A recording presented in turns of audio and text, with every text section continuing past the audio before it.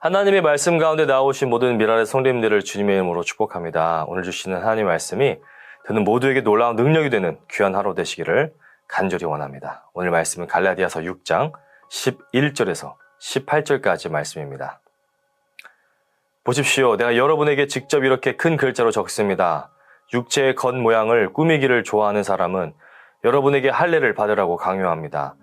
그것은 그들이 그리스도의 십자가 때문에 받는 박해를 면하고자 하는 것입니다. 할례를 받는 사람들 스스로도 율법을 지키지 않으면서 여러분에게 할례를 받게 하려는 것은 여러분의 육체를 이용하여 자랑하려는 것입니다. 그런데 내게는 우리 주 예수 그리스도의 십자가 밖에는 자랑할 것이 아무것도 없습니다. 그리스도로 말미암아 내 쪽에서 보면 세상이 죽었고 세상 쪽에서 보면 내가 죽었습니다. 할례를 받거나 안 받는 것이 중요한 것이 아니라 새롭게 창조되는 것이 중요합니다. 이 표준을 따라 사는 사람들에게와 하나님의 백성 이스라엘에게 평화와 자비가 있기를 빕니다. 이제부터는 아무도 나를 괴롭히지 마십시오. 나는 내 몸에 예수의 상처 자국을 지고 다닙니다.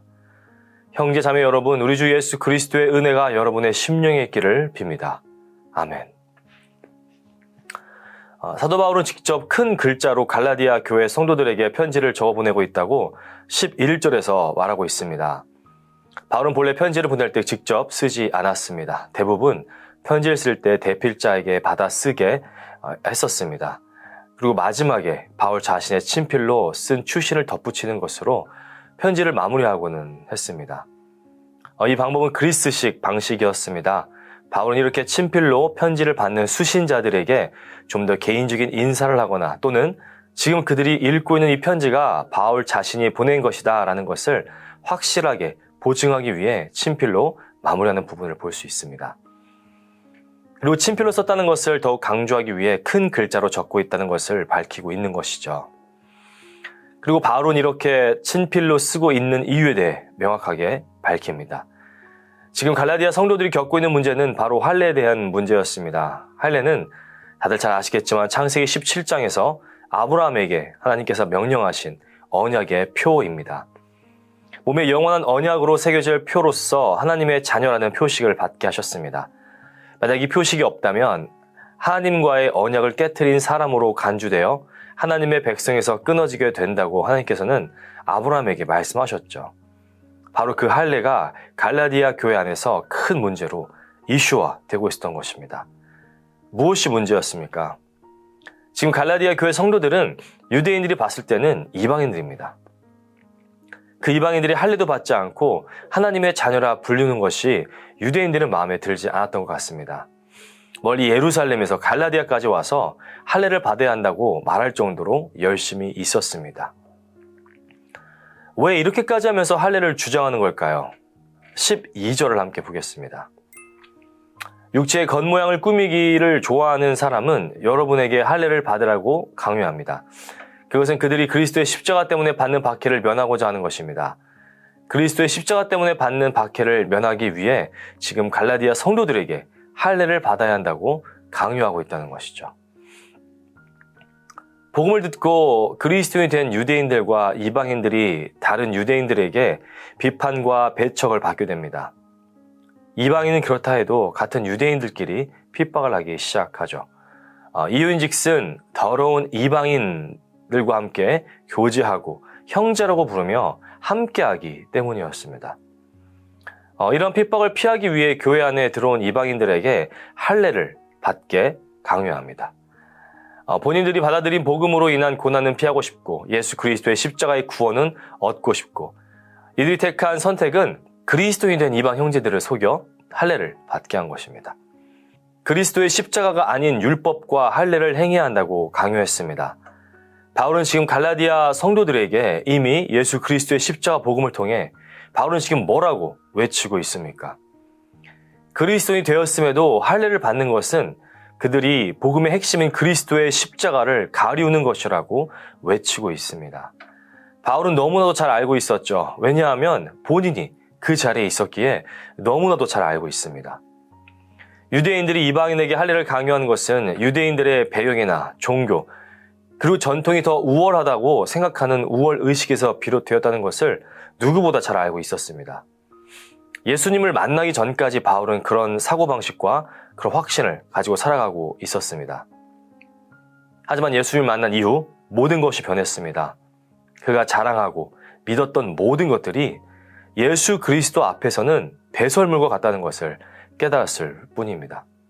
그렇기 때문에 바울은 이러한 맥락 속에서 유대인들의 목적이 바로 갈라디아 성도들이 할례를 받게 해서 그 이방인들을 본인들의 우월한 전통으로 정복했다라는 자랑함에 있다는 것을 경고하고 있는 것입니다.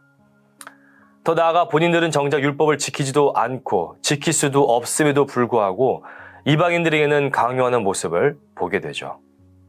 13절입니다. 할례를 받는 사람들 스스로도 율법을 지키지 않으면서 여러분에게 할례를 받게 하려는 것은 여러분의 육체를 이용하여 자랑하려는 것입니다. 봐라, 결국 십자가가 아니라 할례가 우선이다. 지금 이 주장을 펼치고 싶었던 것이죠. 하나님의 말씀대로 살지도 않으면서 나는 할례를 받았으니 하나님의 백성이다 라고 주장하는 것. 이것이 바로 육체로 자랑하는 자들의 어리석은 모습입니다. 하지만 바울이 자랑하는 것은 이들이 자랑하는 것과 다릅니다. 사실 바울이 자랑하고 있는 것은 이들이 조롱하고 피하는 십자가였습니다.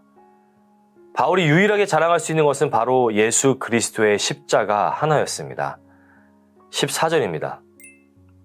그런데 내게는 우리 주 예수 그리스도의 십자가밖에는 자랑할 것이 아무것도 없습니다. 그리스도로 말미암아 내 쪽에서 보면 세상이 죽었고 세상 쪽에서 보면 내가 죽었습니다. 예수를 믿는다는 것은 이 세상의 핍박과 조롱을 기꺼이 받을 수 있다라는 고백입니다. 예수를 믿는다는 것은 하나님의 말씀에 완전히 순종하겠다라는 고백입니다. 예수를 믿는다는 것은 이제 나는 죽고 주님만 산다는 고백입니다. 철저한 세상으로서의 죽음이 있을 때 그리스도로 우리는 살아날 것입니다. 바울은 할례를 받는 것과 받지 않는 것이 중요한 것이 아니라 주 안에서 새롭게 창조되는 것이야말로 중요한 것이라고 강조합니다. 우리의 겉모습과 같은 외적이고 형식적인 변화가 아니라 우리의 속사람, 우리의 내면의 변화를 말하고 있는 것이죠.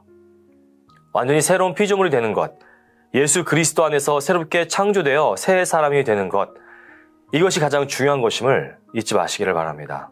할례를 통해, 외적인 자랑을 통해 하나님께서 선택하신 백성이다라고 나타내고 드러내고 싶었던 자들에게 바울은 17절을 통해 말합니다. 이제부터는 아무도 나를 괴롭히지 마십시오. 나는 내 몸에 예수의 상처 자국을 지고 다닙니다. 이것이 우리가 자랑할 수 있는 것 아니겠습니까? 내 외적인 것, 형식적인 것이 아닌 예수 그리스도의 흔적이야말로 우리가 자랑할 만한 것 아니겠습니까? 바울은 바로 그 예수의 흔적인 자신에게 있음을 자랑합니다. 그 누구도 괴롭히지 말 것을 말하며 자신에게 예수의 상처 자국이 있음을 선포합니다. 우리가 자랑할 수 있는 것, 오직 예수의 십자가밖에 없습니다. 어느 나라, 어느 집안, 어느 동네, 어느 교육, 어느 직장, 그것들은 자랑할 만한 것이 아닙니다. 우리가 자랑해야 하는 것은 오직 예수의 십자가입니다.